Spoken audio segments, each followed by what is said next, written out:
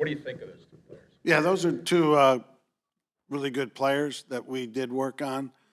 And, as the draft is, you only get your certain amount of picks and guys are gone or somebody there that you take. So, but those were two guys that we were very high on and liked.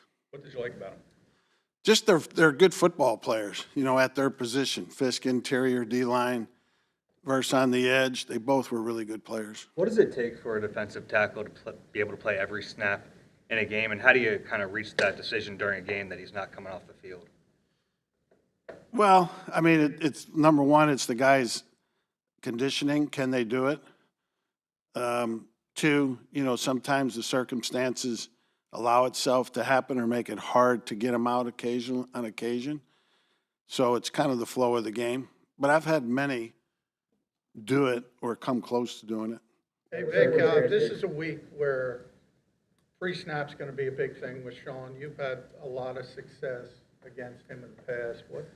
I haven't gone against him in 6 or 7 years. Yeah, but that was a big part of it. And Bill kind of followed your sort of blueprint, if you want to call it that. But when you talk about that pre-snap motion, what do you preach to your guys? Well, number one, we've got to be able to react to it and adjust to it correctly. They do motion a lot at various tempos, and they're trying to get you a little bit out of position and back on your heels a little bit. And we've got to be ready for it and be able to play correctly and not let the motion confuse us at all. You've had only one game lost to injury in your back seven. Having that continuity in the back when it comes to the communication, how key has that been? That's very key. We're all better coaches when our better players are playing. And those guys have done a good job coming together, communicating, and doing well for the most part. How would you evaluate what Jordan Davis has done so far this season, and your defense, and overall your defensive tackles not named Jalen Carter? I think Jordan's been doing better and better here of late.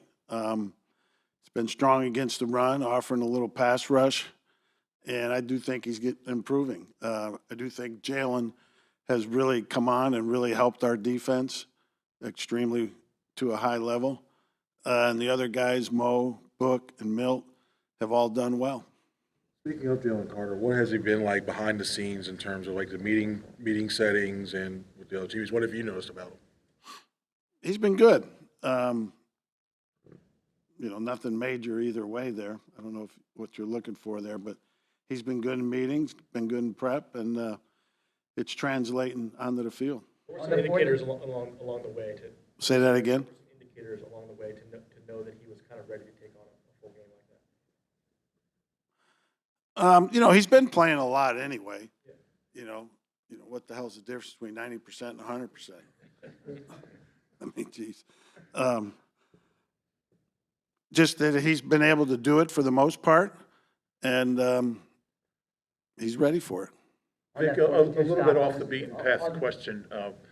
Uh-oh. You and Jim Johnson started in the USFL. I mean, you were in the USFL like 40 years ago, and I know you're never together, but did you ever get to know him, talk defense with him, and is there anything that you kind of took from him?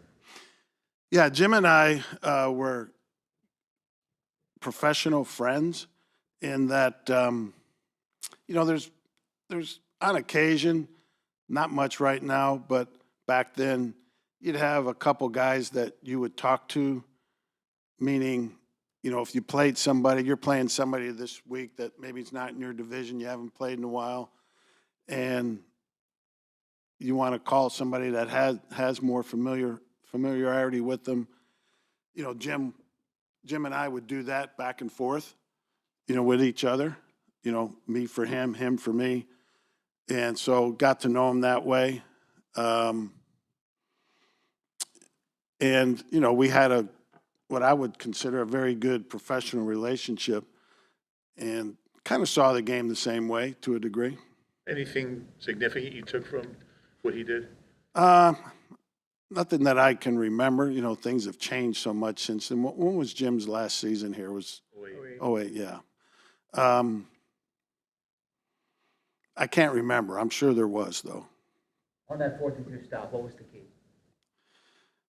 Just guys being where they were supposed to be was the main thing, and making the plays. You know, it helped early that he bobbled the snap on his own. Jalen got some penetration, which made the bobble even more, and it helped us. A guy who doesn't get talked about often, Reed Blankenship, comes up with obviously big interceptions late in games. What has he kind of meant, to the secondary so far this season? What have you seen from him? Yeah, he specializes in those low diving on the low line drives in center field. You know what I mean? It's amazing how all three of his picks have looked the same. He's done a good job. He quarterbacks the secondary, leads the communication between them and the linebackers. So he's very, very valuable. When you have such a young defense, what are the biggest concerns you have, and especially as you get deeper into the season with a young second, really all three levels you have young guys? Yeah, nothing really. Back in the day, you used to hear rookies hitting the rookie wall. I don't think that rookie wall exists anymore, because back in the day, you'd have two-a-days in training camp. And when you got a rookie that you thought would play, you'd practice him a lot. He'd play a lot in preseason games when there was 4. Well, that don't happen anymore. So I don't buy the rookie wall anymore. It's not physical. It might be mental or emotional, but it's not physical anymore, in my opinion. What about the teaching aspect with the youth? How much has that changed over the years, or The has it teaching, not? Teaching just your scheme when you get younger players as opposed to experienced players, has that changed or not? not really. It's just a process, and you have to keep at it and not get discouraged when they don't get something early. I can remember times where young players where I told them they had to see it a certain way, and they said, "Man, that's hard. How am I going to do that?" And then a month or two later, they see it, and I say, "Hey, nice job on that."